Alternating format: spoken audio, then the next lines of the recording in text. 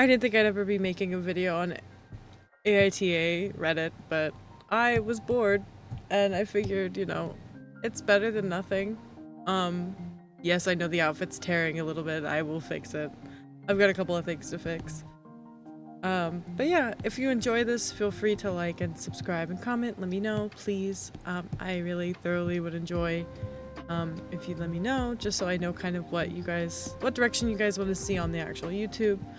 But yeah, let's go ahead and get into the reading. We've got like, I think 8 or 9 stories today. So I hope I hope my opinions aren't too, galvanized.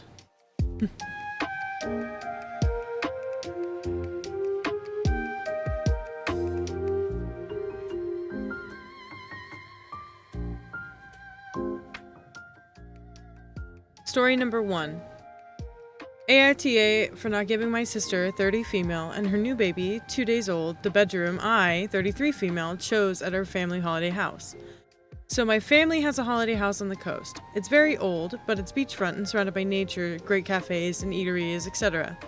Our family has been planning to come down here for months, however my sister was always tentatively coming due to being heavily pregnant. She gave birth on the 2nd of January, for which I was there for. The following day, my partner and I decided to head down to our holiday house as planned. My sister and her new baby, 3-year-old, and her partner decided they wanted to take 2 rooms, the 2 best ones, due to be having a baby and wanting to bring their days-old baby to the holiday house. My partner and I had already set up in one of the good rooms they requested and had intentionally come down earlier to nab a good room. This is because I have severe skin allergies. Downstairs is very dusty in our holiday house, and even when it's just cleaned up and I use my own bedding from home, I still get eczema flare-ups pretty bad. Last time I slept down there for one night, I ended up having flare-ups that lasted more than 2 months. Am I the a-hole for refusing to give up my room for my sister and her newborn baby? I don't think so. As somebody who also struggles with eczema, skin problems, dust allergies, stuff like that, absolutely not. It sounds like you guys had already been planning this. She wasn't, secure in the plans, but due to her pregnancy, but she decided to come anyway. Just because that happened doesn't mean she automatically gets, the rooms she wanted, just because she has a newborn. Also, why is she bringing a newborn to a known, older, dusty house? That's kind of crazy. I don't know. I don't think so. I don't think you're the asshole, but let's see what everybody else said.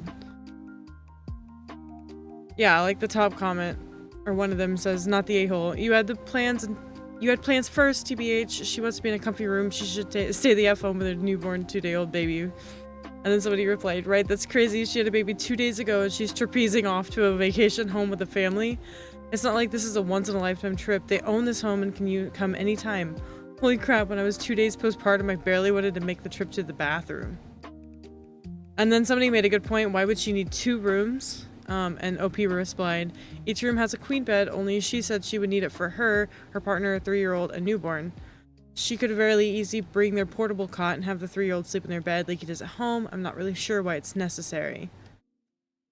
And then, which is, yeah, I don't know why that's necessary at all for a 3-year-old and a few-day-old baby. And another person comments, not the a-hole, you've got legit health issues, staying downstairs obviously isn't an option. I get that your sister having a newborn wants a comfy setup, but it's a shared house, and her choice to come with a days-old baby doesn't mean everything has to shuffle around. Your health matters too. Absolutely.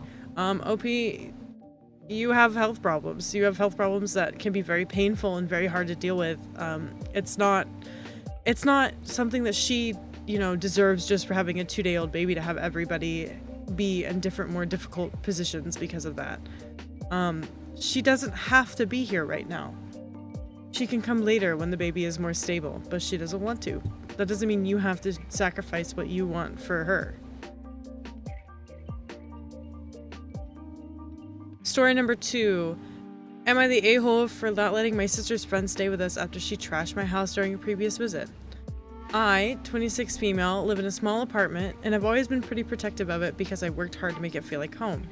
My sister, Hannah, 28 female, has a friend, Laura, 27 female, who has stayed with us a few times. The first couple of times were fine, but during our most recent visit, things got out of hand. Laura is, to put it bluntly, very disrespectful.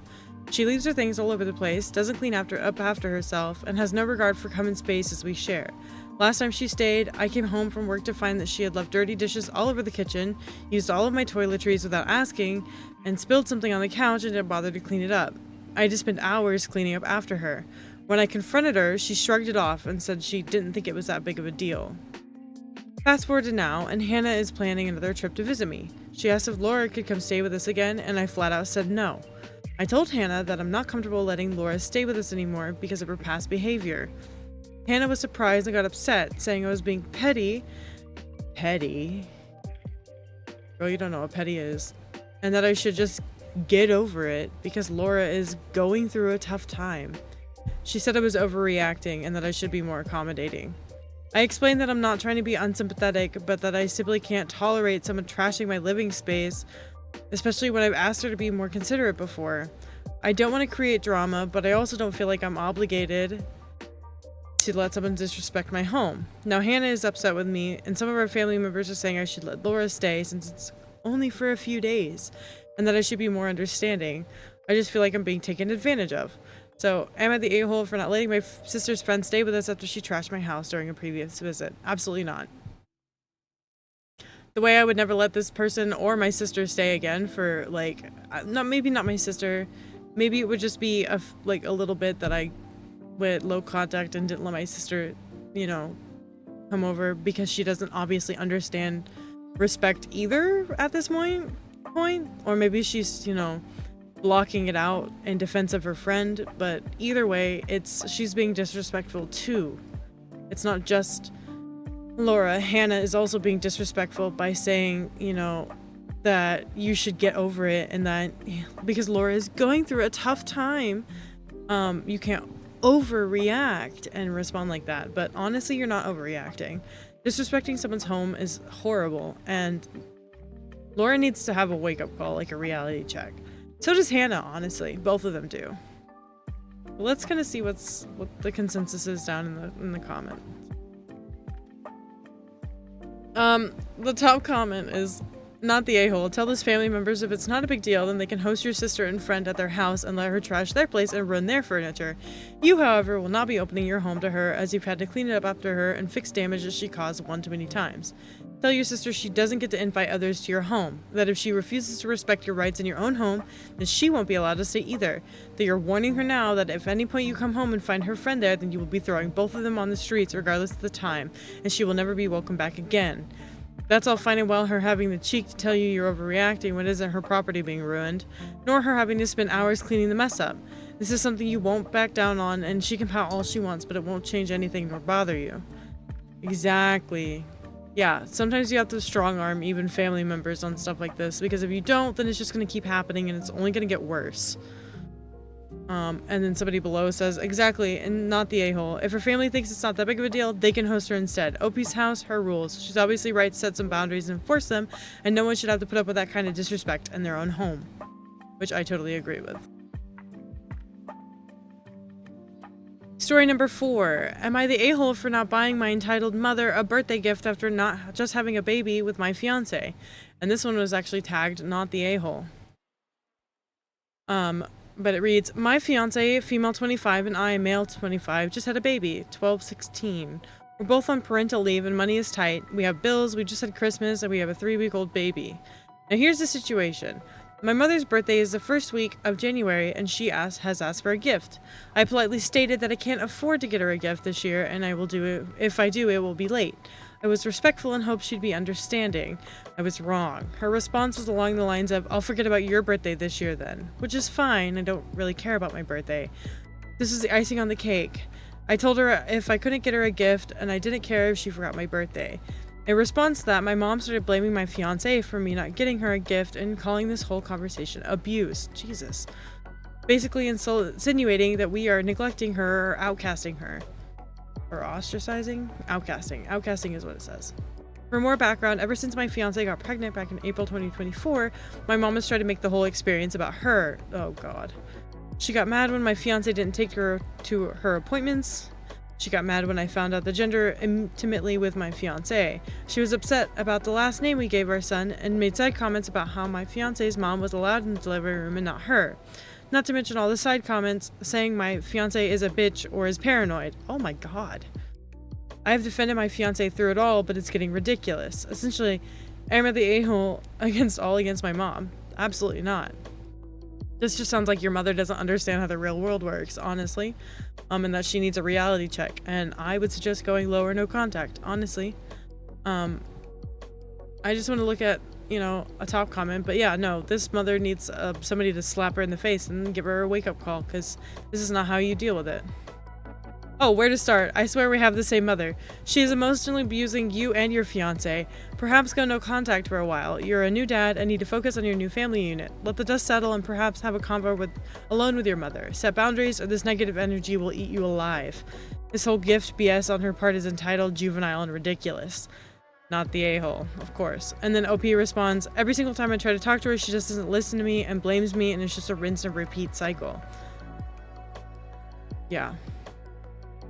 And somebody else said, any mother-in-law who assumes she's welcome in her daughter-in-law's delivery has a problem with boundaries. Yeah. No, this is a delusional mother, and you're not the a-hole at all. You do need to set some stricter boundaries, I feel like, with her, even if that means by enforcing them with punishment of going no contact, but I don't think you're the a-hole. Let's move on to the next one. Story number 5 is, am I the a-hole for telling my sister that my nephew is not my baby? My sister, 23 female, lives at home and has a 6-month-old baby. She never moved in with her boyfriend because they live far from each other and neither of them wanted a compromise. Her baby daddy never comes around. He's seen their son maybe less than 30 days in total of his entire life, and because of this, my sister's been treating me, 21 female, and my mom as his other parent. She expects free childcare constantly while she works and whatnot, and gets upset when I act hesitant about it for whatever reason. Because she doesn't want to send him to daycare, she'd be eligible to get free childcare in her state but doesn't trust it. And I love my nephew to death, but these are my child-free college years. I've been parentified and forced to play mommy for my little siblings for years, and just when they're getting at the age they don't need me so much, I don't think I should be forced to step up and play mommy to another child who isn't mine. Especially when I'm on winter break for the next couple of weeks and just want to enjoy sleeping in way too late and being lazy before I'm thrown back into full-time college. This has been happening for 4 months at this point, though. So when she asked if I'd watch him tomorrow, I got a bit of an attitude, but ultimately said yes. But to that, she got snappy with me and was like, why do you always act like you don't want to do it? To which I got upset and responded, because he's not my kid and I shouldn't be expected to do this all the time. Valid. She got very angry at me and is now talking to me at all, and is surely going to weaponize my nephew against me, and to an extent, sure, I understand her anger. I know that you should be able to rely on your village always, and I don't know if I'm in the wrong for not wanting to do this, but I'm so tired of taking care of other people's children all the time for free, even if I love the kids to death. I can't tell if I'm being selfish or not. Am I the a-hole here? No, not at all. As somebody who was also parentified, not by my parents' choice, but because of like health reasons, it's definitely not. You're not the a-hole for not wanting to be a parent to yet another child that is not yours at all. I don't even really need to look at the comments for this one, because I guarantee you this one's going to be marked as not the a-hole. Not at all. You should absolutely, but I think you need to put your foot down and set strict boundaries with your sister. Like maybe give her a couple of days max that she can use, like be like, oh, well, I'll watch him a couple of times a week or a month or whatever. But no more than that, and you also need to pay me, because honestly, you're doing her a service, and if she wants you to be like excited or benefit from it, then she needs to pay you for your time. I don't feel like it's fair for you to be doing this stuff and then just not get anything out of it, you know? You shouldn't have to sacrifice your time and your sanity for her child. You didn't choose to have the child, she did. But okay, let's move on.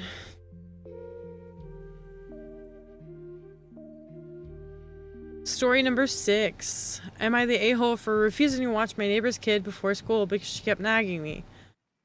I, female 35, am a stay-at-home mom with 2 kids, John, male 10, and Ava, female 8. My neighbor, Zoe, female 42, works full-time and asked at the beginning of the school year if she could drop off her daughter, Sue, female 9, an hour before school started twice a week. I agreed and was happy to help out a neighbor. However, things got bad pretty quickly. I will say, if you start helping neighbors like this, they will take advantage of it unless they're like amazing people. But I don't trust people like that, so I guarantee you 9 times out of 10 they will start taking advantage of your kindness. So it's almost worth it not to do that.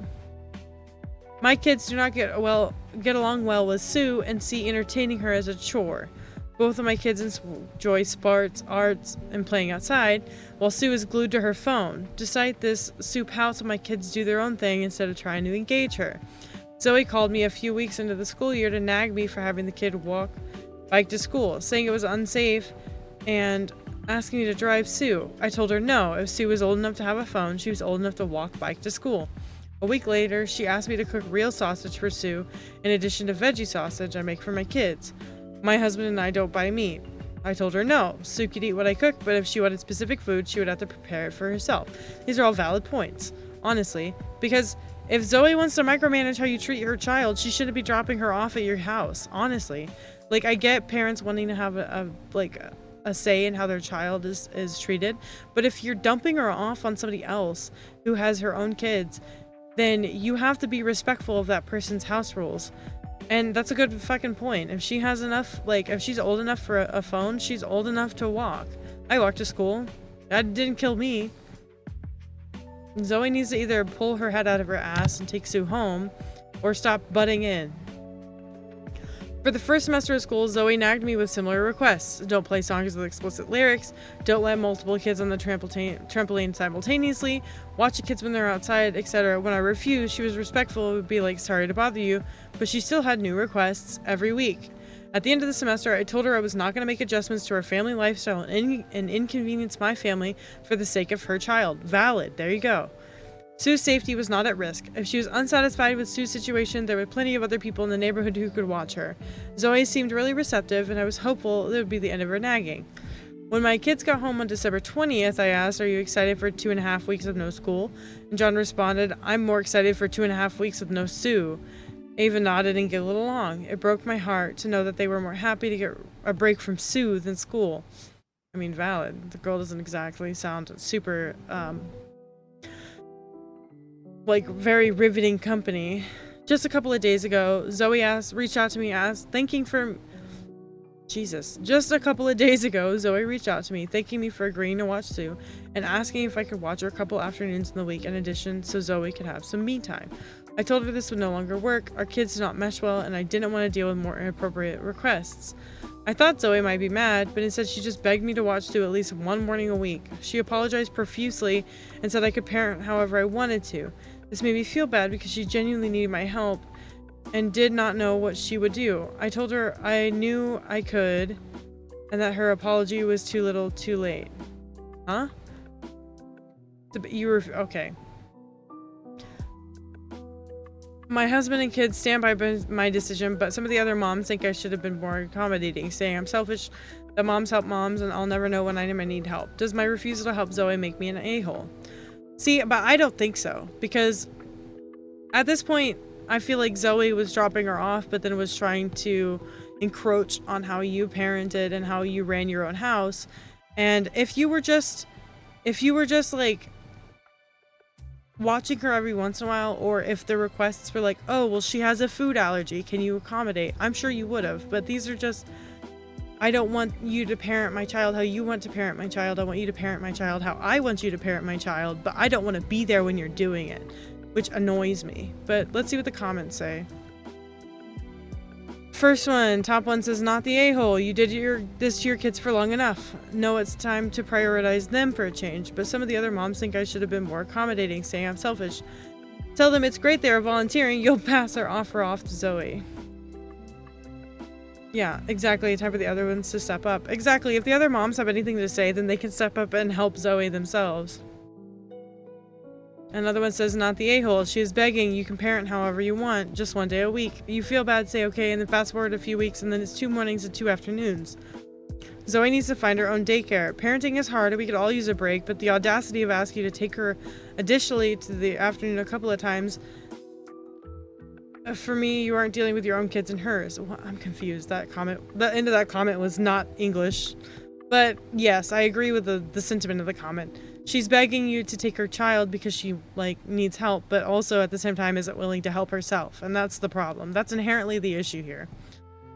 But let's move on. But yes, no, you're not the a-hole.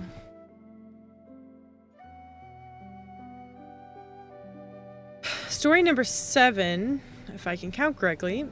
Am I the a-hole for leaving my mother's party after she insulted my daughter? No.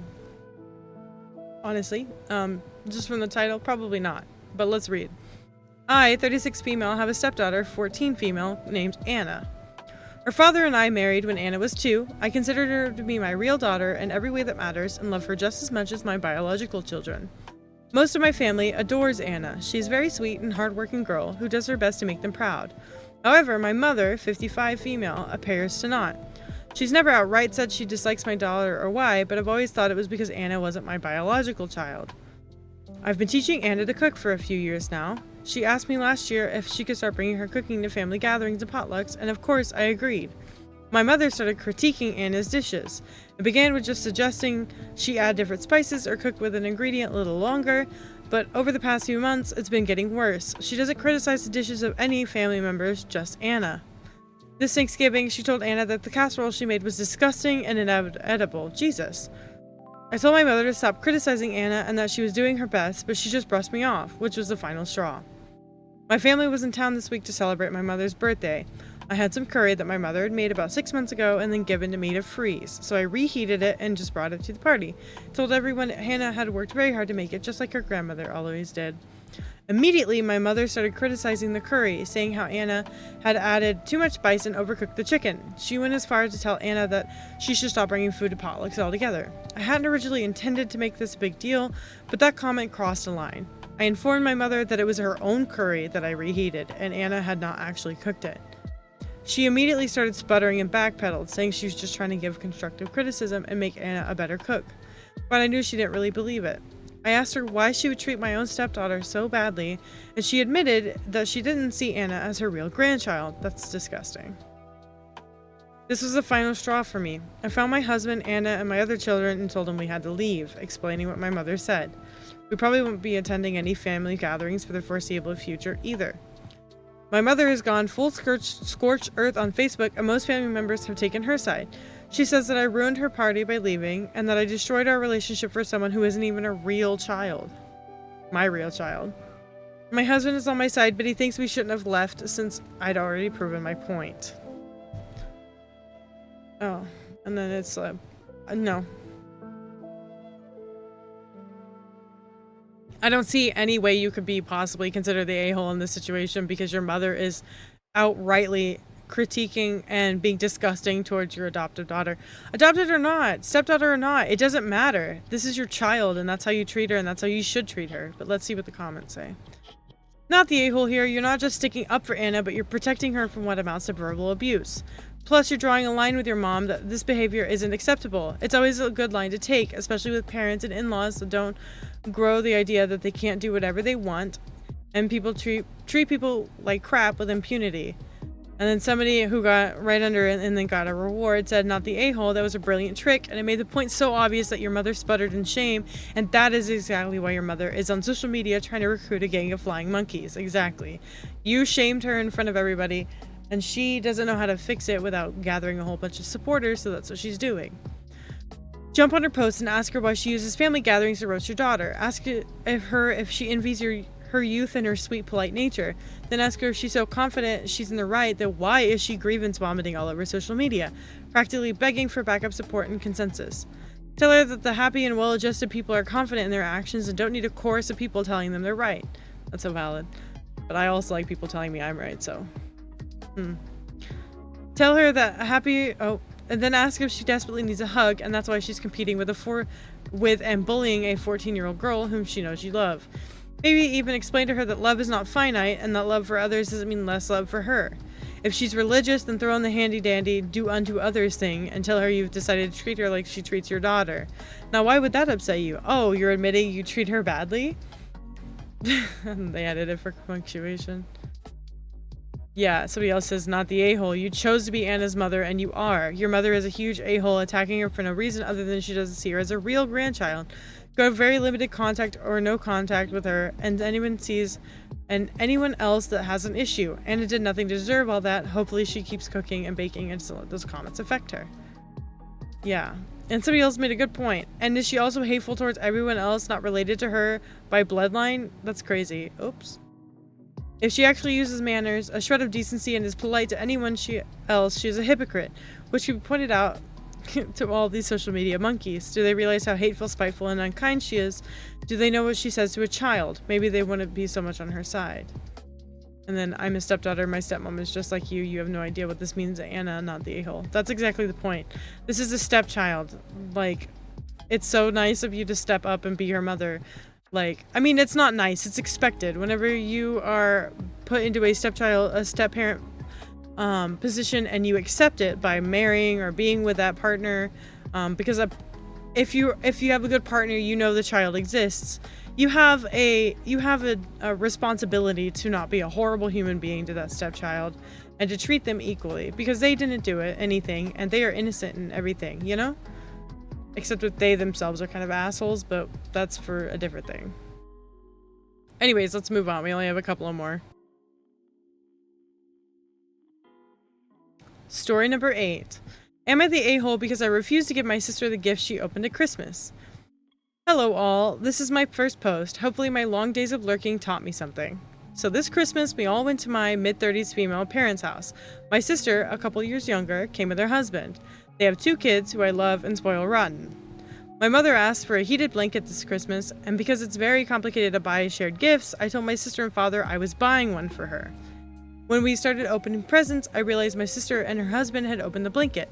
They looked at the label, and sure enough, they finally gave the blanket to my mom, and we opened the rest of the presents. Afterwards, my sister kept saying how she was sad, and the heated blanket wasn't hers, and looking to see my reaction. The thing is, 2 years ago, she kept complaining she was freezing and wanted a heated blanket for Christmas. So I bought her a heated blanket for Christmas. A few weeks later, she said she wasn't cold anymore and wanted me to give her a specific shirt instead. I tried to keep the peace and return the blanket, that was quite the hassle, and gave her the shirt for her birthday. Back to this Christmas, my mom let my sister use her new blanket, and every time she would see me, she would go on and on about how she loved it and wished she had one. Then my mother said she should ask me for one for her birthday. I kept my mouth shut the first few times, and then said you were not getting another blanket from me. At that point, they said that she had made a mistake of not keeping the gift, saying, come on, give it to her. That she had opened it by mistake and she was all excited. I was more than a little annoyed and said you had your chance. I gave you a heated blanket and you wanted, and you didn't want it anymore, so you wanted to buy it yourself or ask someone else. I learned my lesson. I thought it was over, but a few days ago my mother told me she's buying her a heated blanket for my sister since I apparently wasn't buying her one. I said that's right and stopped talking about it. I may be the a-hole because I kept a grudge on my sister and wants to give what? Sorry, that was not English. I may be the a-hole because I am keeping a grudge on my sister wants a gift she opened by mistake. On the other hand, what's really keeping me from giving it to her is that I don't think she's grateful and that it's very possible that she would once again change her mind if I gave in. Am I the a-hole? And then the OP edited to add, thank you everyone, I am feeling so validated right now, and as of several of you figured out, this is a long pattern of behaviors. Sometimes I start wondering if I am actually wrong when so many things seem unbelievable and I'm the one getting blamed. I have enough stories about my family to write a book, so stay tuned. Yeah, I don't think you're the a-hole. I think your sister is a brat, and I think your sister needs a reality check, and I think your sister needs somebody to tell her that she is not the end-all be-all, she is not the most important, and she doesn't get everything she wants. And until that happens, I think you're going to continue to struggle with her, unfortunately, and that's just how it's going to be. It's good that you're putting your foot down and that you're telling her basically she doesn't get what she wants. And I don't think anybody else does that. So I think that's why she's struggling so hard with it and why your family is like giving in to her. Because I don't think they've ever told her no. That doesn't make you the a-hole. That just means you have healthy boundaries and you're setting them. But let's see what people say.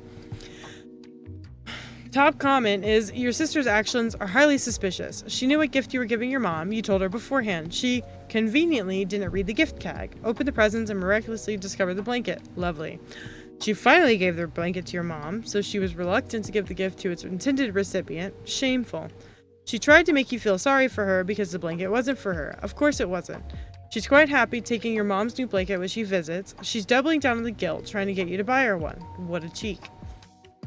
But you already got her one previously at her request, and she wanted something else, and so it was exchanged. Why should you be expected to buy another one? Anyone who believes that opening someone else's gift, by mistake, should get to keep it is delusional. One that set the precedent for a first come, first served basis for who gets what? Yep, delusional. Your sister sounds fickle and extremely entitled. OP says, oh, you hit the nail on the head. As I said in another reply, her and her husband said multiple times that their kid gave it to her, as in she read mom on the label and handed it to my sister. When I said stop blaming the child, they handed it over. I laughed at the idea of first come, first serve. Yeah, I think that the sister is like really annoying and has never been told no before, or very briefly has been told no, but nothing is like stuck, and she's not used to people telling her no and then meaning it and sticking to it. So absolutely you are not the a-hole, and keep your boundaries, because that is the most healthy thing for yourself and your sister, honestly, and she needs a wake-up call. Let's move on to the last story of tonight. The last one's a short one. It reads, am I the a-hole for comparing my ex to my mom? When I was a teenager with a job, my mom would frequently ask me for money. I would often agree, but I didn't feel good about it. Most of the time it was so she could buy smokes or beer. I carried a lot of anger and resentment for that for many years, as her requests continued on even when I was in the military or on the other side of the planet. Eventually, I refused the request and wouldn't allow her to guilt me into loaning her money that I knew I would never be repaid. Fast forward 25 years. My ex asked my teenage son for money that he earned from his summer job. My son had told me this wasn't the first time she has asked him for money. Sometimes if he had birthday or holiday money, she would ask for a loan out of that. Even worse, he has a bank account he puts his money in, but somehow it is tied to his mother's bank, and if she overdrafts, the bank takes his account and tapped into it to cover the fees. So he definitely has been taken advantage of, and I felt for him. A lot of my previous feelings returned, so I reached out to my ex-wife and reminded her of what I dealt with growing up and how it had affected me over the years. She was well aware of what I felt and was one of the people who insisted I not loan money to my mother.